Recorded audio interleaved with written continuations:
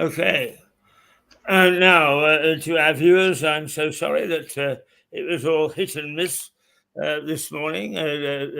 God only knows what happens to the system. But I think that we've got Philip, and we've got Richard, and we are expecting our guest Douglas momentarily. But we are live, and we can get on with the badinage, if that's what we want to call it. Let's. I've got you full frontal. Oh, not a happy sight on a Monday morning. Are we live at the moment, Keith? We are now live. Okay. Well, may I firstly say, and it's important that I put it on record, my utter congratulations to Philip's family, because their youngest child got a first this weekend. And I think it ought to be noted, because that's a proper event in a person's life. Indeed. Philip, I don't know if you want to... First in what and where? Philip? BA Music, first class honours at the Guildhall Conservatoire. Wow. Yeah. That is an and thank you, Richard. That's very touching of you. Not at all. Yeah. We pass on our much cheered up. Yes. Now he won't fully understand the implications of it for some time. It will have to sink in. But it is something that you can manage it. Good morning, all. We have a stranger. Hello. Who's that there then? Nice to meet you, Keith. Nice to meet you, Philip. Hello, Doug. Good morning, Douglas. Welcome to Mirador on a morning when everything has gone wrong. But we fight our way through. It's all right, Keith. I wouldn't know the difference anyway. I was concerned. You would. I was concerned, Keith, that right, this broadcast was we were all a bit young. You see what I mean? You mean? Yes, I'm the youngest of you all.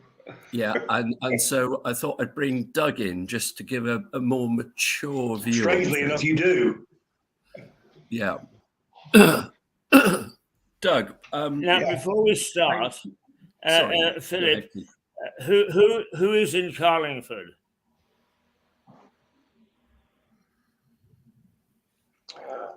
You may remember I told you about Radio 3 Breakfast, and they have an annual trip where for a whole week they follow, for example, the River Severn last year. Well, this year, starting today, they are in Northern Ireland. They're going from loch to loch, from east to west coast, so from the Irish Sea to the Atlantic. And today he's in Carling. Well, he started at Carling, and he's currently in a place called Greencastle in County Tyrone. Yes. Well, if he started in Carlingford, I did mention this to you, Keith. You can. I know Carlingford very well. What happens is in the music, he speaks to local historians, local people, and it's really very interesting. Yes. And you can catch up on BBC Sounds. Well, indeed, I'm going to, because Carlingford, in fact, is in the Republic of Ireland, and a little town that I visited many times. And if I could have caught him beforehand, I would have made sure that he went to P.J. O'Hare's, who I think I told you about, who is the only man that's allowed to go to the Leprechauns' funerals. And that's where P.J. Yes, you did mention that person. Okay, back to serious stuff. Sorry, Right, Richard, so- where you No, not at all. Doug, I just wonder whether, as it's your first, hopefully not your last appearance on the TV here, whether you just give us a little thumbnail portrait of who you are. Yeah, I was born in Deptford within the Sound of Blowbells in 1934. My family, I had two elder brothers. We moved to the borders of Streatham and Mitcham in South London when I was a baby, so I don't remember much about before that.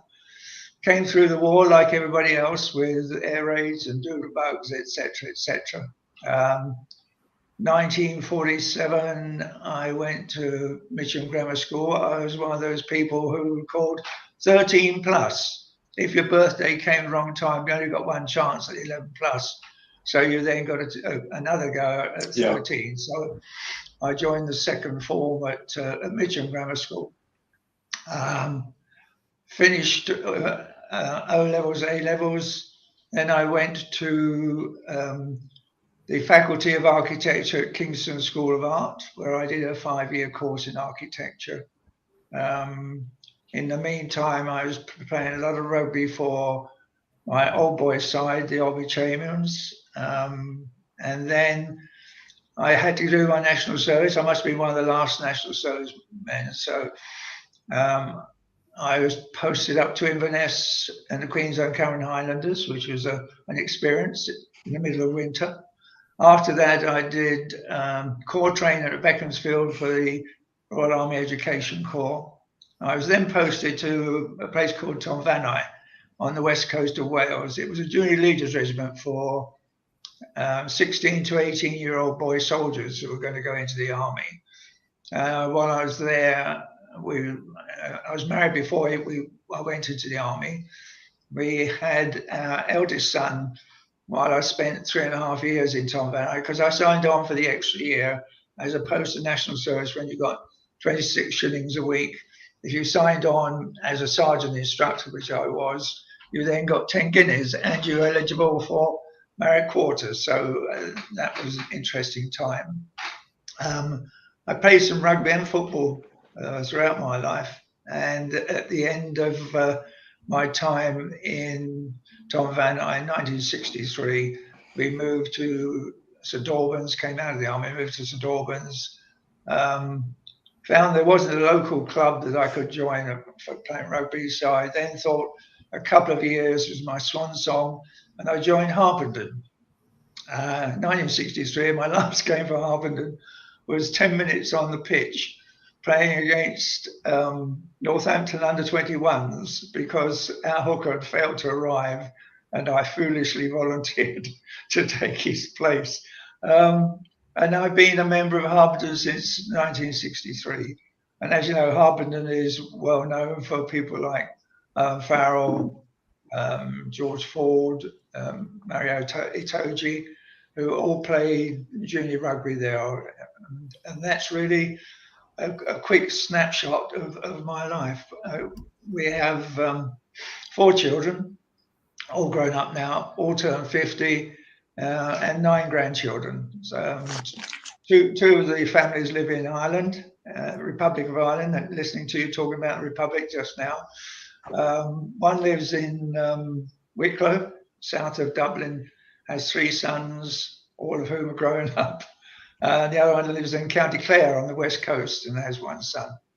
And of course, Becky and Richard, our daughter and Richard, live in Lewes. So we moved from St Albans to Stevenage for a while, and then we moved from Stevenage down to Ringman near Lewes 3.5 years ago. We've been here ever since. Yeah.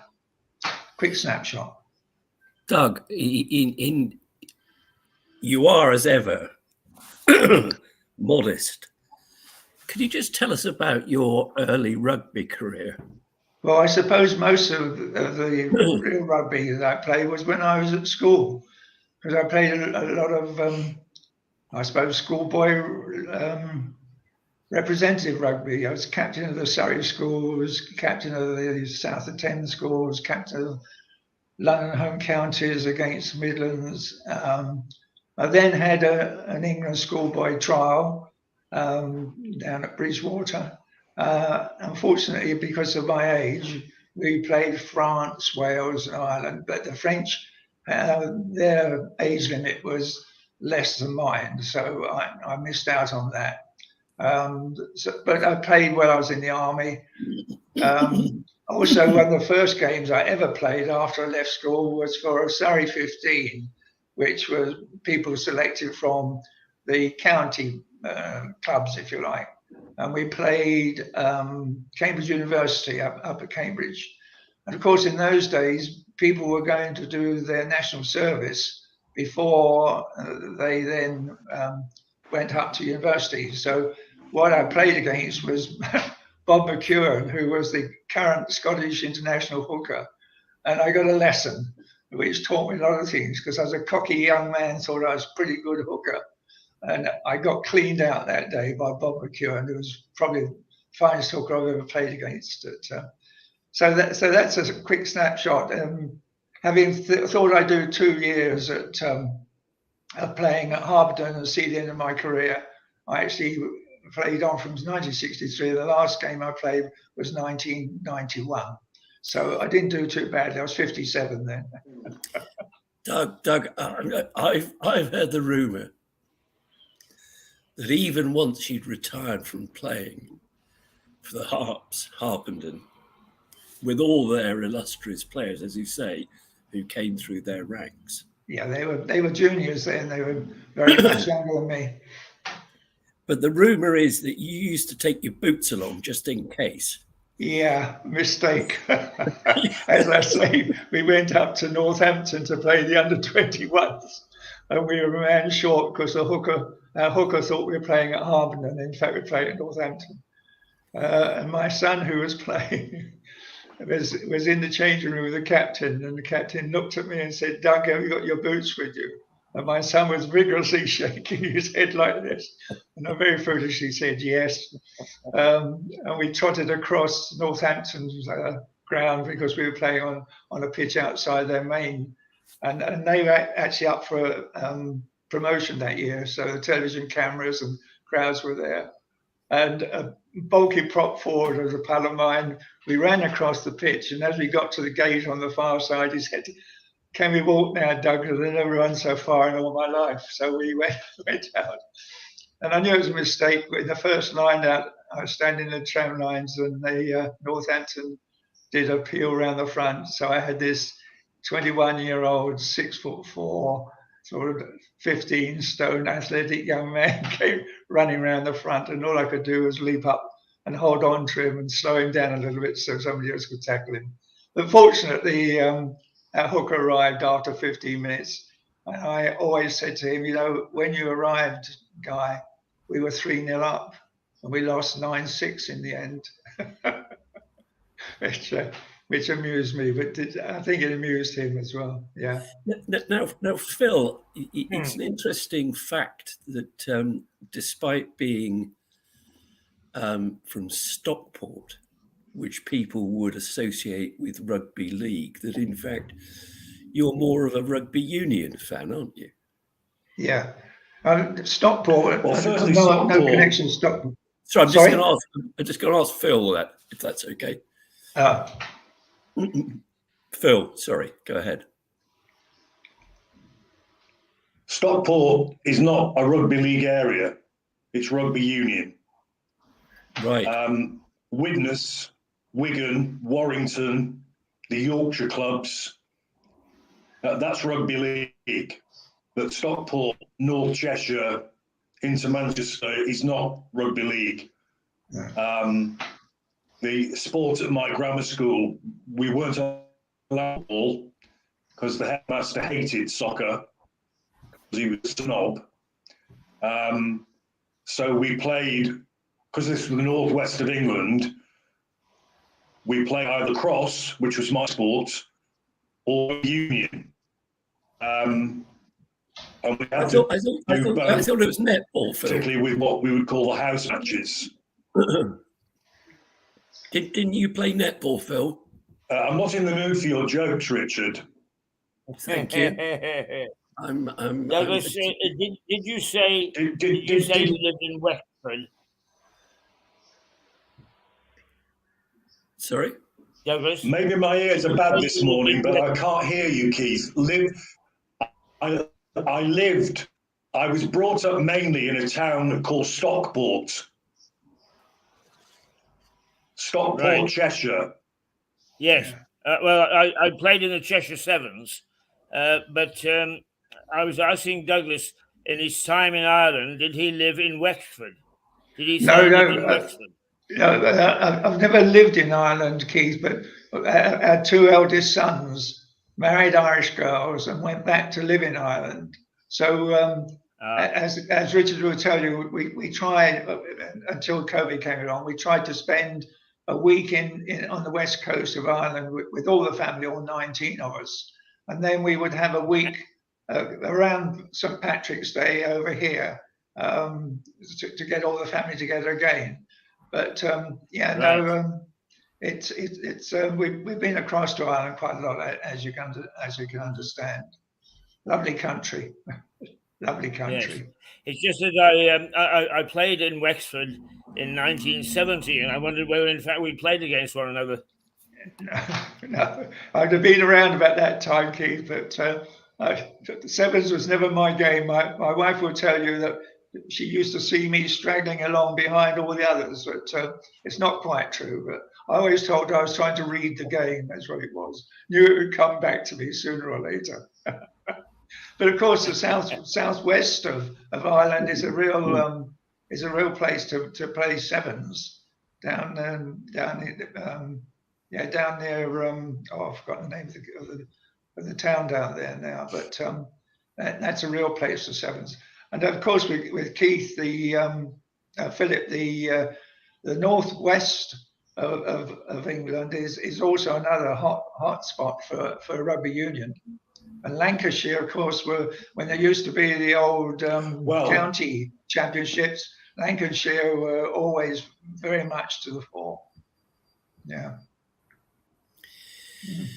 Yeah, they were very strong. They it's a shame that competition was abolished. But I mean, you've got some very strong clubs there, like Fylde. I remember Fylde providing England players.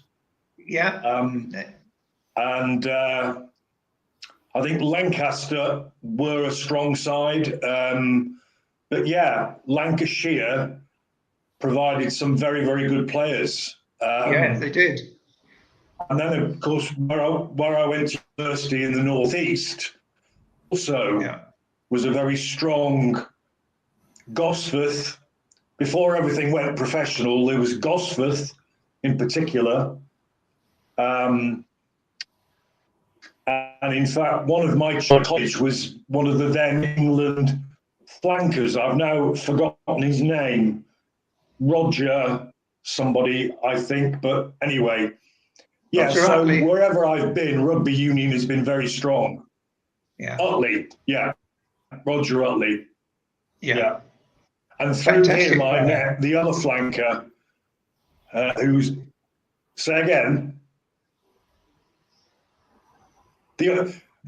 Utley, his flanker mate, again, whose name I've forgotten, he would visit Utley, and I remember meeting him at the time, which was quite a thrill. Yeah. Selling that I can't remember his name. The sad thing is that only Newcastle now really are carrying the flag for rugby union in the north. It's a great shame. We used to have they're called Newcastle Falcons, aren't they? Yeah, they are indeed. That's right, Philip.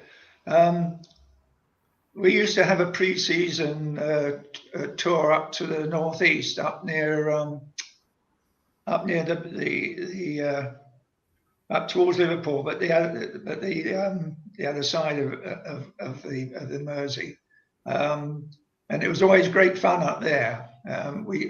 There was a club, I've forgotten their name now, First Class Club. We used to play their second team, but there was also a local junior club who used to make us welcome. And we went up there, thought we couldn't play because the grounds were so hard, but their ground was in beautiful condition. We said, why is it your ground is such? And they said, well, it's because it's below sea level. So it always stays pretty moist. But we used to have a great time up there, and I think it's that's great interesting. Yeah. Did I hear you correctly, Doug? This is Liverpool. Yeah, it was across the Mersey from Liverpool. There was a well-known club there, and my memory's not as good as it used to be. And there was we used to play their second team, and then the second day we would go and play this local club who used to make us very welcome. And I forgot what the name is now. I'll have to go Wallasey? back. Sorry? Wallasey, maybe. Wallasey. Wallasey? No, it wasn't Wolsey. It was a very well-known club, and I tell you what, I always remember it was after the game, they had two bars, and the men were in one bar, and the ladies were put in the other bar until 8 o'clock, and so that the men could enjoy a good sing-song, and the ladies were allowed to join them at 8 o'clock. So,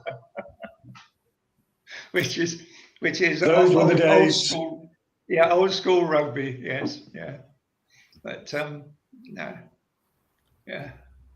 Now, chaps. Well, you have been around, Doug. Yeah, I've got around. I joined the army to see the world, so I was posted to Scotland, Inverness for the start of my career in the army. Then I came down to Beaconsfield in England.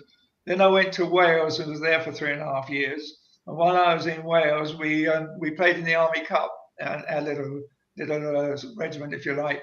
We went across to Ireland and played the Royal Tank Regiment over in Ireland. So I did all 4 home countries, but never got abroad while I was in the army. So interesting times and good rugby times too. Now, chaps. Sure. The reason I thought this would be an interesting topic, and thank you for joining us, Doug, is of course that the Rugby Union World Cup is on at the moment. And I'd just be interested in all your views on the way in which referees are judging what is considered to be an illegal tackle, and whether it should be a yellow card or a red card. Because it does seem to me that it's inconsistent at the moment. And I wonder if any of you have any ideas of how that might improve, because it does make for a little bit of a lottery of a game at the moment. Yeah. Well, I think sorry, Keith. With modern technology, Richard, it would seem to me the best way is to have the same TOR committee who decide whether it should go up to a red for every match. What's happening at the moment is it's by committee. This lot are saying that's a tackle. This lot are saying it isn't. You're bound to get a whole variety of judgments. And I think that erring on the side of caution, and it's coming out making them all look ridiculous. I was just about to say that I was always brought up on the principle the referee is always right or wrong, he's always right. And the good thing about rugby union is that the referee is held in great respect. You have to think about Neil Back, a British Lion, English international, comes through a crowd of players in the dudgeon without thinking, pushes. It happened to be the referee he pushed. What happens? He gets banned, I think, for a whole season. And he was a British Lion. And that's the thing, I think, the difference between rugby and soccer. When you see the soccer people, faces glowering and thrust up close to the referee. And at one time, I thought soccer was going to institute the same thing as rugby. The referee would give 10 meters or 10 yards in my age, 10 yards if you queried the referee. The referee didn't even have to speak to you. But they seem to have ignored that now. Whereas I once played in the game across at Harrow, and we were given a penalty well into our own half, and one of their players went ref, and the ref didn't even look at this bloke. He just blew his whistle and marched 10 yards towards the opposition, and he went what, and he just blew his whistle again. We went 30 yards before his own players clapped their hand over his mouth, dragged him away. We kicked the penalty, and the referee had no problem with the rest of the game. And the thing that worries me with the way we're going now is, I think of the Owen Farrell case. The referee makes a decision. He then delegates it to the bunker, but he then goes and looks at the replays on the television. He still thinks it's a yellow. The bunker says no, it's a red. So it then goes to an appeals committee made up of, I think it was 2 ex-international Australian players and somebody from the Australian RFU. They deem it's not a red, a yellow suffice. Because of the clamour that then goes on, you then get another review from another group. And I'm wondering when we're going to get a Supreme Court. So you get 4 lots. And I would say, referee, let him make the decision. He can use technology by looking at the screen, and that should be it. Get on with the game. And I was interested in reading Sean, who's the great defence coach now. Sean Edwards. That's right. Sean Edwards. Ex-rugby league. Yes, right.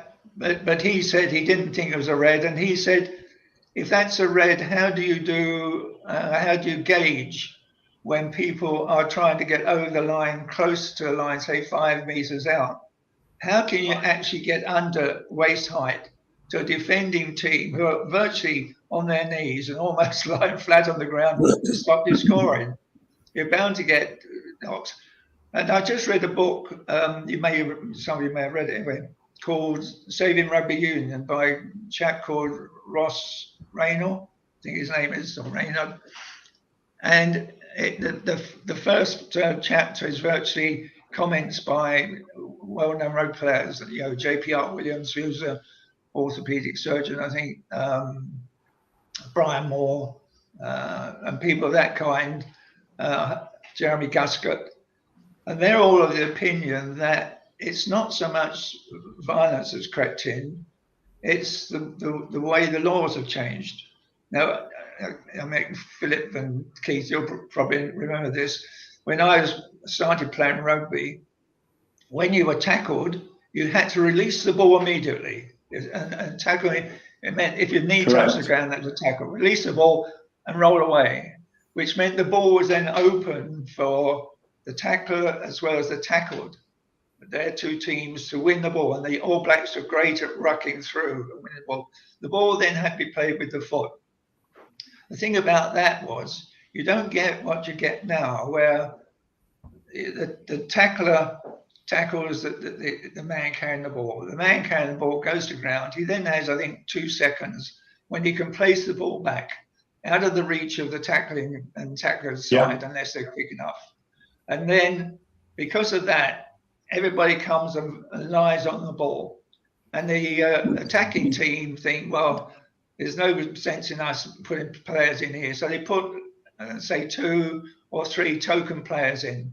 The rest of the players spread across the field. So what you've actually got there is a 2-layer defence. So you're never going to get the searing outside breaks that you used to get from people like David Duckham or Mike Gibson, or any of these players. And the other problem with that as well is that people are flying over the top and taking out people who are not actually involved in the ruck at all and getting away with it. It's like not putting the ball in straight. It seems to be, they talk about doing it, but the referees don't put them up about that. But the other interesting thing from this book was that they were saying that because of the laws now, on the number of substitutes that you can have on the bench, and you can use the substitute tactically. It's allowing people to bulk up, and now there's no doubt about it. The players now are much bigger, much heavier, much fitter in lots of ways than when I was playing. But the bulk of them, it's causing. I mean, they just pick the ball up, and they can. Your team can hold on to the ball for 10 sessions of just keep, and if it's close to full time, that's what they do. They keep the ball, pick it up, bang, release the ball, someone at the back picks it up, bang, and they just hang on to the ball until time is up, and then they kick it in a touch. And what these people were in the book were saying was, if you went back to a system whereby you had 2 specialist subs in a hooker and a prop who could play either side, and 2 other substitutes, so you have 4 in total, and you only use those as and when there's an injury, you would mean that instead of after 60 minutes, a whole change in players, I mean, they call it the bomb squad now, don't they? You would have players who have got to go a full 80 minutes, and therefore you would get more athleticism and more chances of open play than you do at the moment. And I think that's, I remember, I think that's when I was in the army with it was a junior leaders regiment, we took a whole train load of junior leaders, 16 to 18-year-old boys, to Chepstow to play a game of rugby against the Chepstow club in the morning. So I saw that, and in the afternoon, after that, they were allowed to do what they wanted in Chepstow. So I went off to what was then Cardiff Arms Park. I saw Ireland play Wales, and Tony O'Reilly, the great Tony O'Reilly, was playing for Ireland. And within about a quarter of an hour of the start of the game, he got injured and came off. In those days, you didn't have any substitutes. And so Ireland played with 14 men for the rest of the game, rather like England did when Tom Curry got his red card for the rest of the game. And Wales had an outside half, I can't remember his name was, who did nothing but kick all afternoon. And in the end, the Welsh supporters were applauding the Irish team who were trying to play open running rugby rather than their own side. And I thought, yeah, I know the dangers. They talked about Bloodgate, this thing where the chap had a capsule of red in his mouth and clenched it to say he'd been hit in the mouth, therefore he was injured, therefore they need to bring a player on. But I'm of the opinion that, yeah, let's get back to where you have 4 substitutes only for injuries and you get on and play. I mean, England showed they could do it against Argentina with 14 men. Why shouldn't they? And as I say, on the day, Ireland showed it against Wales. And I think that would stop a lot of this bringing on big bomb squad, heavy men who are fresh, playing against players who have played, the full match, if you like, and therefore a bit more fatigued, more likely to get injured as well. That's only my thought anyway. Philip, I don't know what your stance is on the rugby union yellow-red card head injury issues are. I personally would be concerned if I had a child who was now playing rugby at any level because of the head injury issue. Yeah, well, my views are, and thank you for asking for them, are an amalgam of what Keith has said, but in the main what Doug has said. The issue is the sheer bulk and size of these players, aggravated by the substitute system that allows these huge objects, thighs like tree trunks, driving through lesser physical players time and time again. If you then, so that's in the attacking phase, if you want to call it that. On on the defence, and let's take the Curry situation as an example. If I remember rightly, it was against Argentina, wasn't it? Yes. Doug, he was sent off against Argentina? Yeah, Yes, it was. yeah. Yeah, that's it. It was, Well, yes, yeah. I thought personally he was extremely unlucky. I thought there was mitigation there because that's the way they seem to approach it. Yeah. You know, what is the aggravating feature? And is there any mitigation? Yeah. An example of which was another game I saw where it was either a New Zealander or a South African who kept a yellow card because the assessor deemed the mitigating feature to be the fact that a teammate was also tackling the same player and bringing him low down to make the main man's tackle high. That I can see, but it's a balance, isn't it? How they play rugby, these and the sheer size, and the fact that they are just dangerous objects in them, and protecting them, particularly above the neck. In the same Argentina game, I recollect that one of their players trying to charge one of our kicks down took our player out. That's right. And didn't get anything. Nothing was done whatsoever. So bringing in Keith's view, and adopting Doug's very good views on all different tiers of it, which is completely ridiculous. The IRB appeal rescinding of red, like, you know, in Farrell's case. So the IRB, I think it was, appealed it successfully. So he's now banned again. Utterly, utterly ridiculous. Mm-hmm. So that should be reduced big time. The bunker system, if it has to exist, should be the same assessors every time. Yes. Yeah. With all due respect, to bring in a level of their very efficiency, even if they're wrong. Yeah. So you get consistent. The more, too many cooks, the more of them there are, the whole range of different inconsistent opinions, because at the end of the day, whatever the TV screen shows, it's still a human opinion view instant for a subjective view. And you can look at these things time and time again, like they do in the VAR in football, but it is still a subjective viewpoint. Yeah. So thank you for asking, but I think it's all a bit of a mess. Yeah. Keith, I think we're going to need to tie this up quite soon, aren't we? Yes, we are. But I wonder if I could just make a mention of substitution. Because way back in the 1960s, I was playing rugby at the University of British Columbia, and we played at the University of California, Los Angeles.